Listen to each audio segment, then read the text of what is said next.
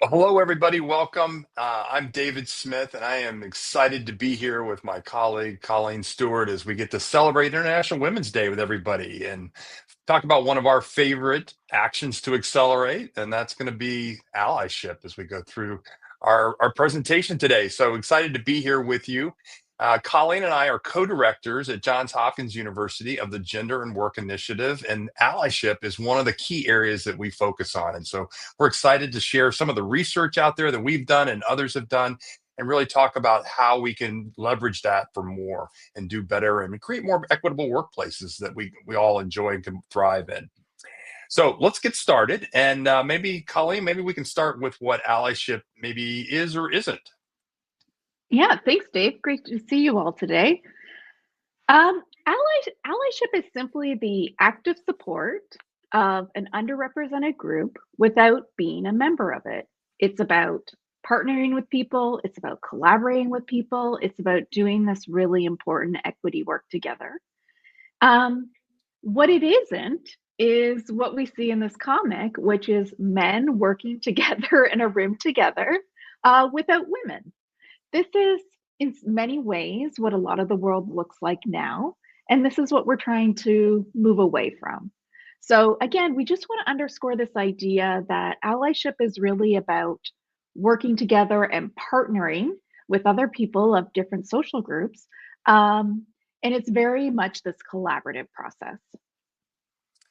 Yeah, I think that language is so important. That with doing things with each other and not for, right, really helps. I think for men especially to avoid that sense of maybe they're going to get into doing something for women or rescuing in some way. But I think one of the things that we often struggle with is how do we get more men engaged in doing this work? And so part of that is really understanding for the guys who do get it and who do want to be involved in doing this, what's their motivation? Why do they engage in this work? And some of the research that we've done, we see really kind of three key themes as we think about motivation to get engaged in doing different initiatives or doing the work in an everyday way in their organizations. And so the first one that we think of is personal connection. And personal connection really gets to thinking about how these men talk about maybe some of the key women in their lives. They might be family members. It could be a mother, daughter, sister.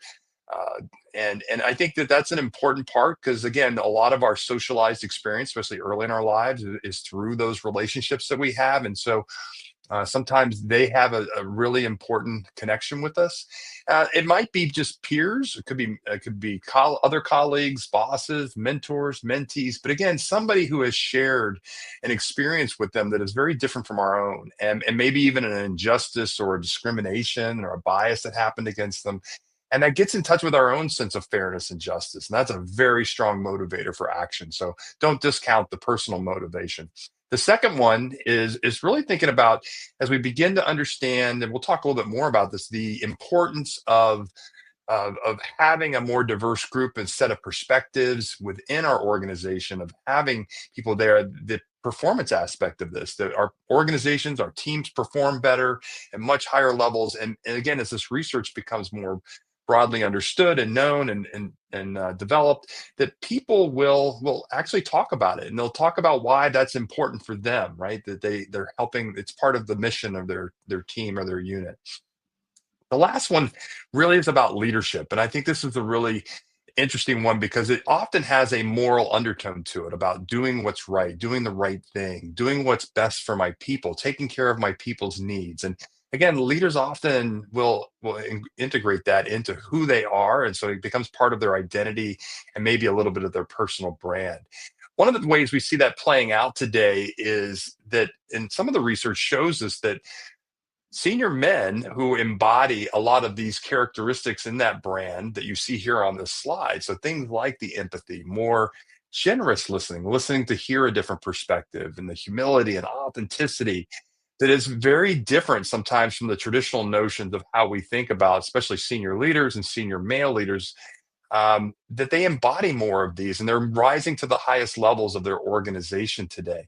So this is one of the key places that I think that many of you are probably thinking of as I was talking about all of these different traits that are helping men to rise up in their organizations. These are things women have been doing for a long time. And certainly things that, again, as we start to broaden our ideas about getting away from traditional notions of what leadership is and isn't into more accepting of different ways to lead within the organizations, we can really begin to value that and do more with it. Here we see a variety of evidence that over and over and over again indicates that gender diversity is good for business. It's good for the bottom line. It's good for collaboration. Um, and we see this across industries that when more women work in organizations and firms and occupy positions of leadership, that these companies perform better than those that don't. Despite despite this evidence, of course, gender inequities across wages, across women in positions of leadership, they still persist. And one reason, and we can move on to the next slide, Dave. Reason we suggest is that this might be the case is that research also shows that men's involvement in gender equity programs is really critical for their success. So, this is a survey that was conducted by the Boston Consulting Group. And what research the participants were asked is, did your company make good progress towards gender diversity in the past 3 years? And what they found is that firms where men were involved in championing those efforts were much more likely to see progress compared to those firms where men were not perceived to be involved in these gender diversity efforts. And so the key point here is that it really does matter when we do this important work together. It's really important to get men to the table, to get men actively involved, to be able to make progress. Another challenge that we see in terms of attaining progress, specifically in terms of allyship, is that perhaps not surprisingly, we see a gap between men's perceptions of their efficacy as allies and women's perceptions of men's efficacy of allies. And so this is a list of general allyship behaviors that we might see at work. So, for example, men giving credit to women for their ideas and contributions, men advocating for women to both be promoted and advocating for them when they're not in the room. And and what we can see across this set of behaviors is that in every single case, men think that these actions and behaviors and allyship support is happening more commonly than women do. So we can speculate about a host of reasons why this might be the case. Um, One thing that just simply might be happening is that men are just simply overestimating their contributions. Another thing that could be happening is that they just simply lack awareness of the situation. This is not their personal lived experiences. They don't notice these behaviors, they don't see these behaviors, and so when they're asked about them, they fill in their responses with their own positive experiences that may not reflect reality. Men may not be getting feedback on their actions, so they don't really understand whether they're executing these behaviors well or not, or whether they're being perceived as allyship behaviors. And a really important reason is that men may be absolutely on board, absolutely support gender equity, but they just don't know how to enact it. They're not sure what works. They're not sure what are these best practices. Wow. So a lot of the reasons why there, that's really interesting. And I think there's another piece of this as well that we find in the research is beyond the gap is just why men are just reluctant even to engage in doing work around gender equity. And there were so many that one of the pieces of the research, we identified this, we called it, again, kind of a little tongue in cheek here, but reluctant male syndrome, like it's some disease, I guess, that all these different reasons, and there were a lot of them for why men don't engage in things like mentoring or sponsoring, just different types of collegial relationships in the workplace with women. And this is pre Me Too, and I'll talk about after Me Too as well. But some of those reasons were just just not understanding or seeing a place, or it wasn't their place to do this, it wasn't their role or function to do it. And so again, they saw maybe a women's mentoring program or women's leader development program. That's not for me, that's for women, and so they don't engage in doing the work. And so how we talk about and how we frame those is important too. The other part could be about bias. They might have implicit biases that see women maybe as a risky investment in some way, that maybe she's not strong leadership material. So again, I might not provide access to some of the career developmental resources that would be really key for her as well. And then, of course, there's some fear. There's some fear of stepping in it, making a mistake, getting it wrong, and what might be the outcome of that. And certainly, in mentoring relationships, also fear of perceptions of colleagues, what colleagues might say if I start mentoring a junior woman. And the last part, I think, is the anxiety that comes out of that. And certainly men do have some anxiety sometimes about these kinds of relationships in the workplace. And then, of course, Me Too comes along and this gets exacerbated. And we see more men beyond just kind of the typical relationships and the typical career developmental resource components like mentoring and sponsoring in the workplace. It moves into now they're even less likely to even have any interactions or want to have lunch or travel. It goes on and on and on. And they even goes as far as creating some false narratives about why they're not doing that, around how suddenly women are scary or dangerous, or women are creating these accusations, these false accusations about what happens. There's no evidence there. We've looked at it very closely, and there just really isn't any evidence to support any of that. The reality is that the solution to all of this is what we would call exposure therapy, right? Sounds like a good way to clinical way to address something like reluctant male syndrome. Exposure therapy would tell us we need more interactions, we need more coffee, more lunch, more mentoring, and not less as we go through that. So again, one of those that just understanding where people are coming from and meeting them where they are to help them get past some of those issues. Colleen gave us a great overview of kind of how we think about what allyship is. And now I'd like to operationalize that a little bit and put it down into kind of very specific tactical actions. And so we're going to talk about these in kind of three key areas. And the first would be interpersonal. And you're going to hear some language in here around accountability. And I think that's important because I think we have to be held accountable for doing the work at all times. And so interpersonal is, how do I show up in the workplace? What kind of relationships do I have in the workplace? Are they collegial? Are they supportive? Are they collaborative? If you have employee resource groups or equity and fairness initiatives in the workplace, do they show up there, and how do you show up in those settings? That's really the interpersonal part that helps you to develop awareness and understanding of how people may be experiencing the workplace differently than you are.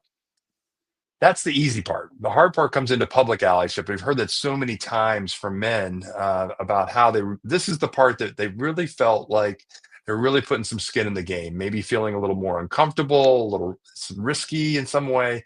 But now it's not just holding myself accountable, but I have to hold other people accountable. So my peers and my colleagues and maybe even my seniors, my boss, my leaders. And that's just everything from disrupting and confronting when we hear biased or sexist language in the workplace to also doing the loud public advocacy and making sure that we're all doing this equally.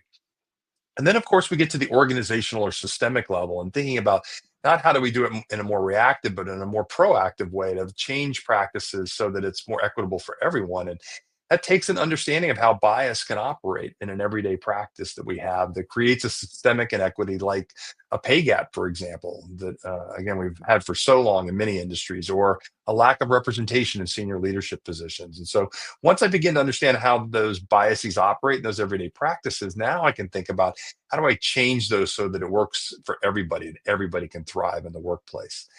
As you think about those actions, and we're talking about this from a gender context, I think it's important to recognize that we can also translate these into thinking about them as more gateway skills into other dimensions of diversity. And again, talking about it from a gender context, I think we also see this in the intersection of race and gender.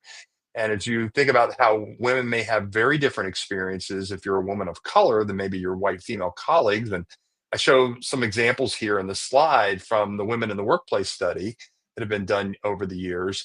But it's just one example to think about how do these actions, as we talk about women broadly, how do they translate into other dimensions of diversity?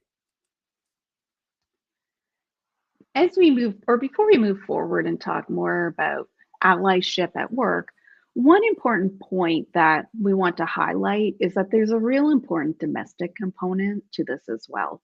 So we know that time use studies and research has shown over and over again that in heterosexual couples, women do more of the domestic work. They do more of the caregiving, they do more of the mental labor than men. This is true when both couples work. This is true when women are the breadwinners. And this is a really important point to underscore because when the division of labor is unequal at home, it limits women's ability to also invest in paid work, meaning that what goes on at home also affects women's ability and engagement uh, in organizations and firms.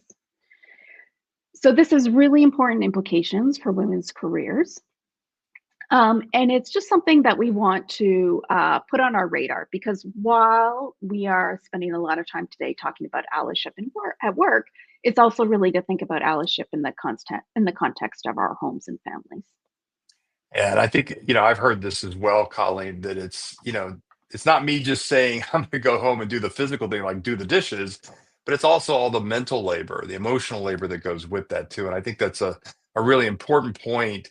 And thinking about the impact that when I show up as an ally at home, how it changes my behavior in the workplace.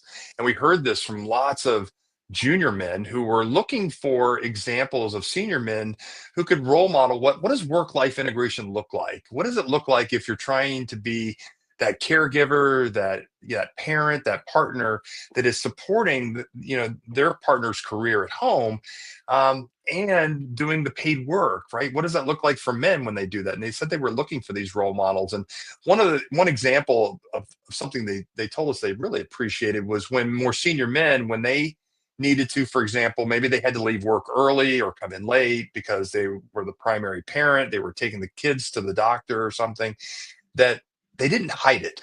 They talked about leaving loudly, and these men would, they didn't slink out the back door, which is what everybody was used to, right? They would try to hide it and not talk about it and be all hush hush about it. But no, they were very public, very authentic about talking about it and about why it was important. Hey, I got to go do this, and here's why, and I'll catch up with you tomorrow in this. But role modeling that for junior men, they said how much they really, really appreciated that. And it's important because it destigmatizes that for everyone. For men, when they want to, again, there's stigma associated with being a very visible public caregiver at work, and the same thing for women who have endured that for decades. The last point I'll just add to that is that when men show up as allies at home, some really interesting research for our children there, and thinking about for our sons, that we find when men show up as allies at home and being very visible and doing this work, that our sons have a more inclusive perspective of gender roles when they go into the workplace. So thinking about how they're going to combine work and family when they get there. And then for our daughters, I think most importantly, this is where they're going to, when they see their dads doing this work, they're going to persist in their careers, reach the career goals and dreams, and enter into non-traditional professions and industries that have been so long male dominated. So I think we could, we could fix some of this gender equality and gender equity issues we're having in less than 134 years, and maybe do it in a generation if we do this really well. So in our last few minutes together, we want to give you some very specific and tangible actions to think about, and think about how you can do this and how you can engage men as allies, and what are some great ways to do this. And this will be, again, focused on the workplace. And I'll let Colleen kick us off here.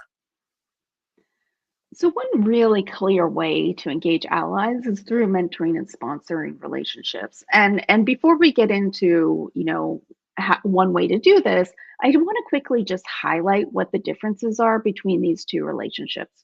So mentors, these are the people that we go to who give us guidance, advice, and support for our professional development. These tend to be more one-way relationships, meaning that resources will largely flow from the mentor to the mentee. And ideally, if this relationship is set up well, these are people who exist outside of our firms because they have a broader view of the industry and can give us that really broad perspective of where our careers can go. Sponsors, on the other hand, this is a two-way relationship where in exchange for really excellent performance, meaning you're a high performer, you make your sponsor look good. They do all these things like advocate for you, they promote your career, and they connect you not only to opportunities, but also other key people in their network who make it easier for you to do your job and can be other pathways for opportunity. These people are ideally in the same organization as you, but they're not your boss, meaning that the best sponsors are your boss's boss or someone who you don't directly report to.